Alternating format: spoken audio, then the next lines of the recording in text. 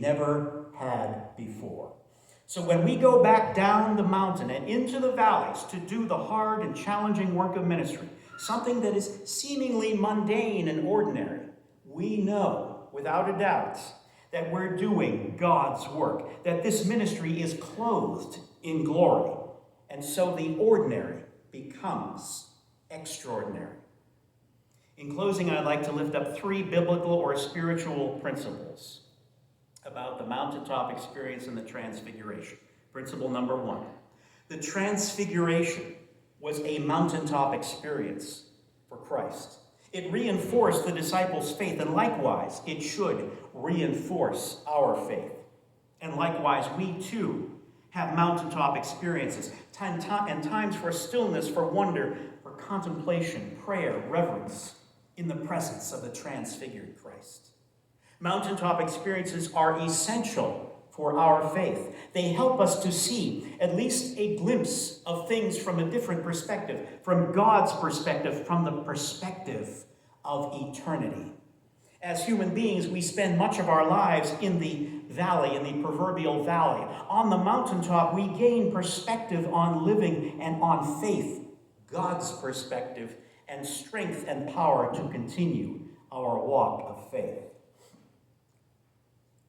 Second biblical or spiritual principle: mountaintop experiences, while wonderful, are temporary.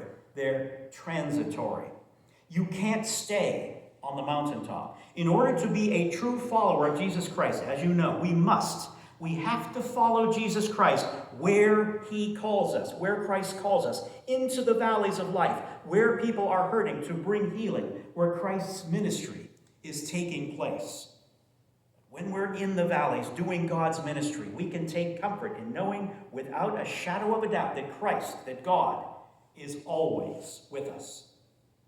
Third, what else does this mean for us today? What happens to Christ happens to us. In the Message, Eugene Peterson says one possible translation of the word transfigured is metamorphosed. Elsewhere in the New Testament, it's translated as transformed. In other words, the disciples could physically see who Christ really was. And just as Christ was transformed, so you and I can and will be transformed. Romans chapter 12, as you know, says, "Be transformed by the renewing of your mind." The same Greek word used in Matthew to describe Christ's transfiguration is used in Romans to describe our transfiguration.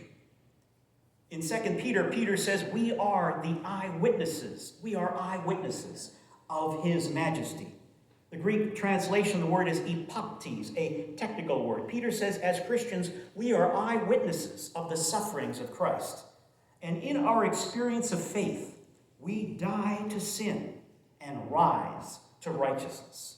So we too are transformed, but not by our becoming radiant on a mountain with dazzling white clothes, but by the renewing of our minds and by being in relationship with Jesus Christ. By being in relationship with Christ, we are transformed. Our life on earth has been described in Hebrews as a race, as you know, a race of faith. I would like to suggest it could also be described, using the mountain metaphor, as a climb up a high mountain, a proverbial high mountain.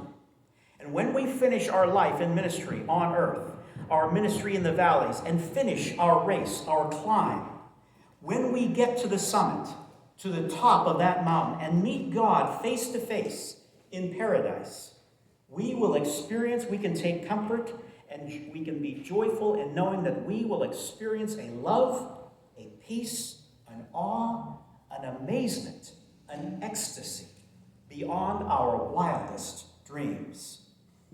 A feeling, an experience that will be so awesome, it is indescribable. A euphoria, it is a euphoria we will not find anywhere else. Thanks be to God. Amen.